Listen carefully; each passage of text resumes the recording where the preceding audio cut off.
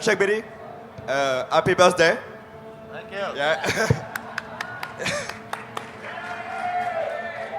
Yeah, so my first question will be about the new album. I would like to know at first the name of the new album and the date when it would be released and the name of the producer. Well, we don't have a name yet, but it's going to come out in late January of 2020. Yeah, we just, I think, right the day before we got on the plane, we just finished recording all the tracks. And Andy Sneap, who's out with Judas Priest, will mix it. So when he gets home a couple weeks in July, he'll start the mix. So it's going to be a good one. Hello, hi Billy. My name is Jean from Radio Panic Brussels. About the recording, what kind of process do you use? Do you prefer to record live or do you prefer to separate the instrument, the classical process? We tried it live once and it worked at that point in our lives and career, but I think at this point, especially with technology, getting where you can do it at home, Eric records a lot of his tracks on his own at home now, so it just makes the process. We all don't live together, so it's a little difficult to get everybody just to be at the same place. So we choose to do it individual tracks whenever we have our own time. So we're all never really in the studio together in the past recordings. But I think it's better this way. I mean, we know that the tracks, once you record them, they're good, they're set in stone. You don't have to go back and worry about if somebody else messed up. So that's advantages to it. Hi, my name is Amelia from twinmusics.com. I'm going to ask you my signature question. If you could have any band perform one of your songs, which band would it be? Which song would it be? And would it be in your style or their style? Oh, wow. That's a good question. Shit. I don't know. I mean, I definitely would probably it'd be interesting to see, since we covered like an Aerosmith song, it'd be interesting to see Aerosmith cover like Into the Pit or something like that. Crazy. or Journey doing Return to Serenity. That'd be pretty cool. Hi, Chuck. Hi, Eric. This is Jean-Philippe. I'm with Aux Portes du Métal at Metal's Gates. It's a webzine in France. Truly interested, truly passionate about Testament. And to me, Testament is one of the forgotten Big Four. You're part of the Big Four to me, guys. But then I wonder, how come you've never played, or at least I don't know if you played with Metallica? We haven't supported them like on tour, but we finally got to share a stage with them, I believe, 2 years ago in Germany. That was it. I don't know the answer to that, but that would probably be one of, dream band to play with. Of course, for our genre, that's the top, and that would be ultimate to do. So, yeah. Thank you, guys. Maybe you can, when you see him, tell him. I'll tell them. I'll tell Lars. So it's me again, Axel from Metallian Magazine. I have always wondered the reason why, at the same moment in the metal history, that German thrasher and American thrasher did the thrash metal without knowing each other. How could you explain the fact that thrash metal emerged at the very beginning of the 80s and why German and you did this style? Well, I think what started and inspired, I think, I know, talking for Eric a little bit, he was back in early Merciful Fate and stuff like that. And I think when you first start a band, you get inspired by something, and we are fortunate enough to have, in the early 80s, a lot of punk rock in the Bay Area. And when Metallica and bands like Exodus started playing more thrash, that kind of Merciful Fate influence kind of sped up the tempos a little bit and just got a little more aggressive. And when you're young at heart and young, you just kind of you want that energy and aggression. And I think us coming from the Bay Area, which had that punk rock attitude, I believe, There was something more to the punk rock, which I think the metal came in, especially for us in the Bay Area. We kind of scared away all the glam metal bands that were coming up in the Bay Area with the hair metal, and they all moved to LA. So the Bay Area kind of just started this breeding ground of faster paced, aggressive, energetic, against the grain, against society kind of attitude. And I think a lot of the bands that came out of there, the Death Angels, Forbidden, Violence, Testament, all of us had that inspiration, I believe, and that same kind of drive of something. We didn't know it was something new. We just thought this is what was happening, I think, you know. And I think we were all just into Merciful Fate. Merciful Fate was the big influence for everybody. Hi, Neil from the UK, from Total Rock Radio. Just going back to this guy's point about the Big Four, I just wanted to get your views on what you thought when Slayer announced that they were going to call it a day, and if there was any more Big Four concerts, would you guys happily step in for them? We did a lot of touring for them. We did 2 summer tours with them.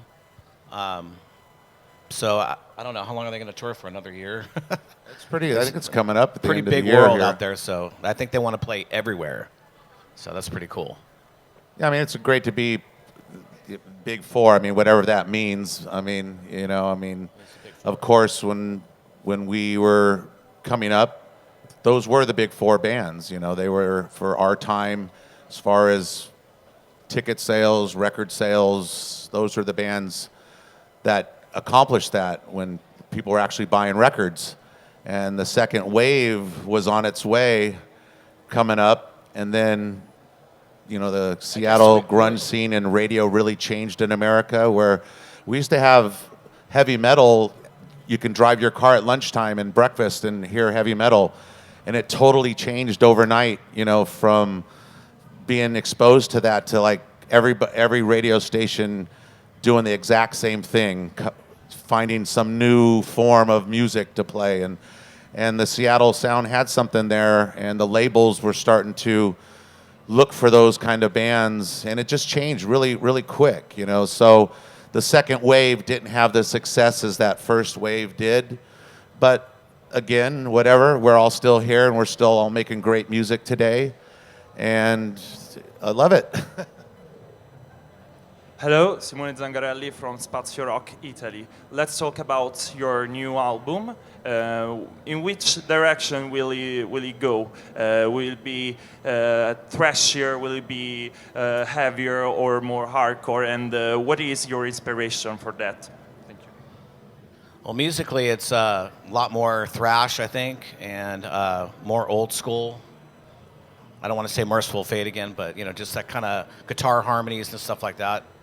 And lyrically, it's probably a little bit more storytelling, kind of evil shit, I guess. You know, the labels told us to write something evil, so yeah. Yeah, it's definitely faster than the last record.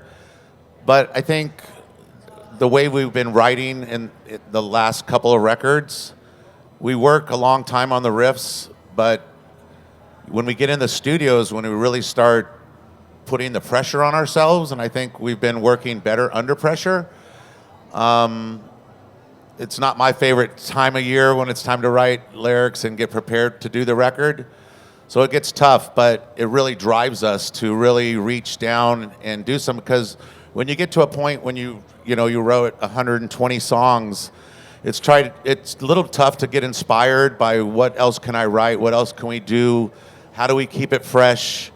And I think, you know, Eric, I give Eric credit because he doesn't follow anybody else. He has his own taste of music, and he brings what he does to Testament, and it's always keeps us on our toes, and me especially, because when I hear the riff, I don't know, you know, I expect, okay, maybe it's going to be the old school thrash, maybe.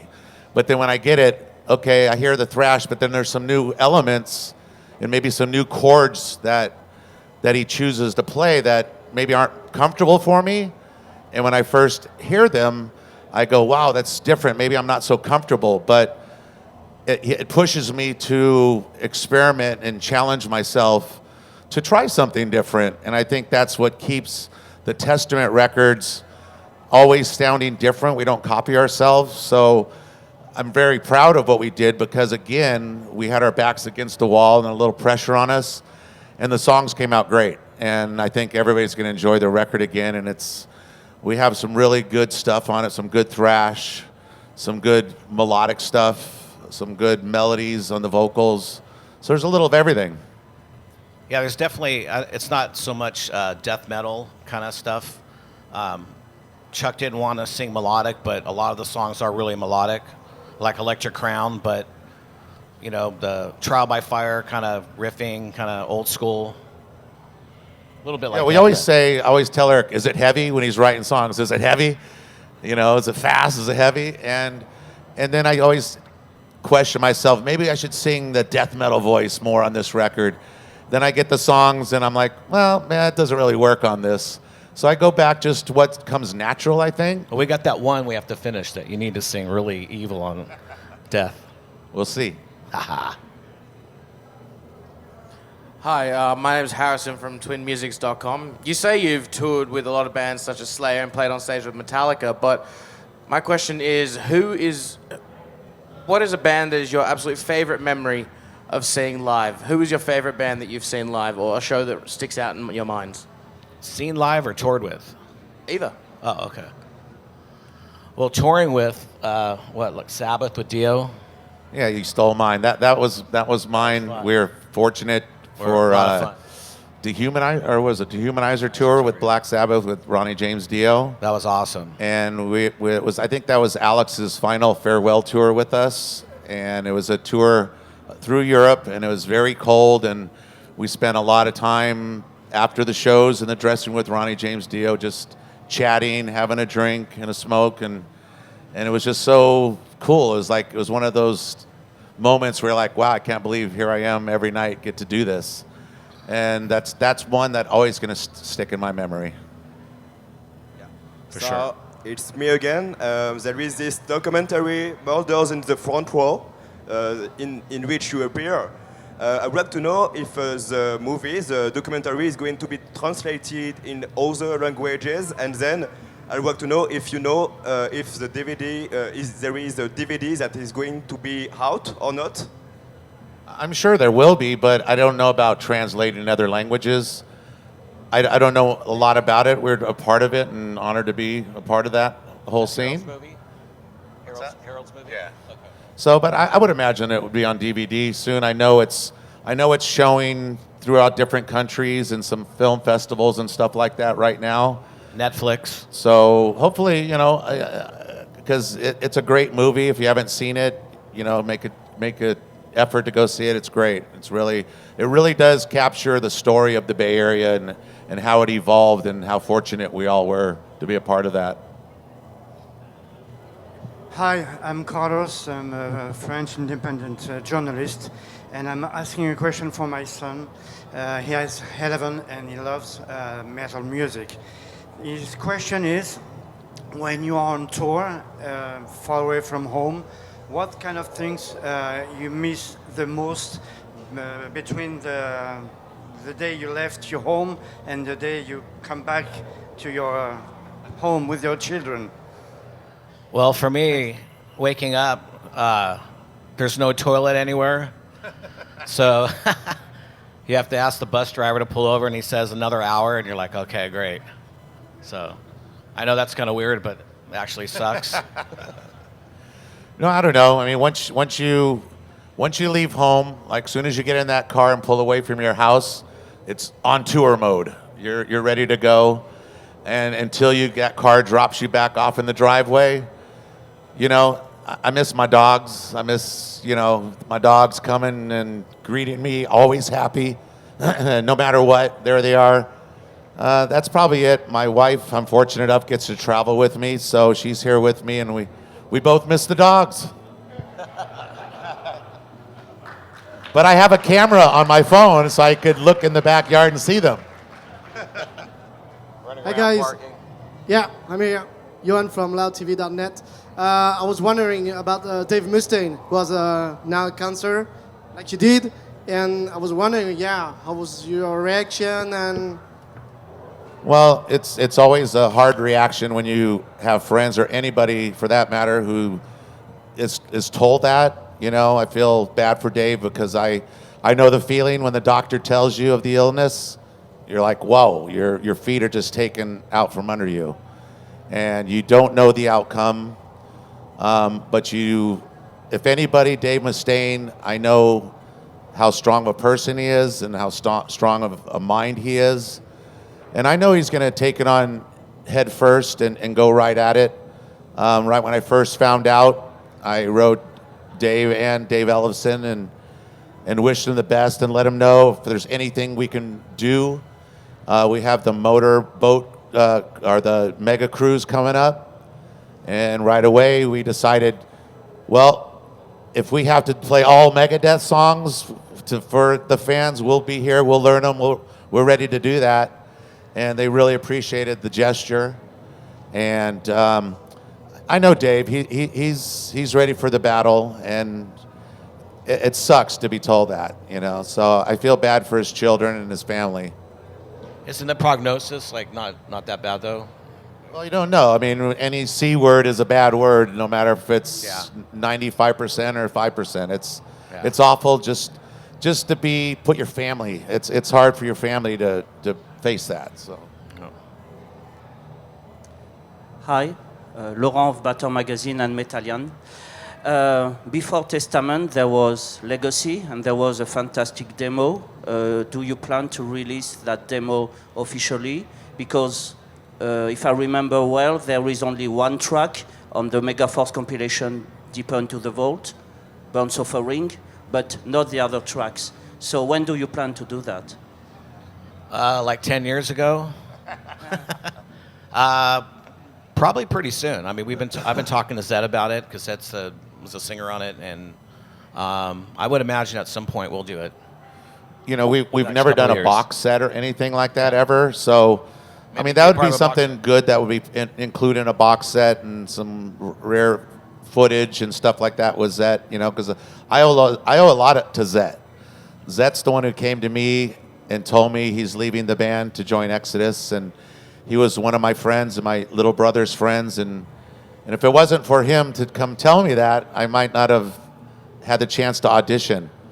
And so I would definitely love to have that, because that demo for me was a lot, because when I first heard the demo, it was very mature for the guys who were so young at the time. And Eric and Alex's playing blew my mind. It's like, wow, these guys are so mature for being such young kids. And there's some special magic on that demo. We did a demo with you too. I did the same demo because we did The Haunting and Over the Wall. Yeah, and they had a record deal from the demo with Megaforce Records, and then Zet left. And then when Megaforce, we approached them, they said, okay, so here's your new singer. I want to hear his demo now. So I went and took some of those same songs of the first demo and did them again. And we continued and have the record deal. So I owe a lot to Zet. You know, that would be a shame for the world not to get to hear that again. So it'll be there. We're going to take one last question over here. Hi. Hello. I'm Clingia from Brazil. Chucky, one question. About your participate in Rock in Rio in September. What your expectation for the jam with the Brazilian bands? What do I expect? Well, I mean, they're going to play some Testament songs, and we're going to do some cover songs.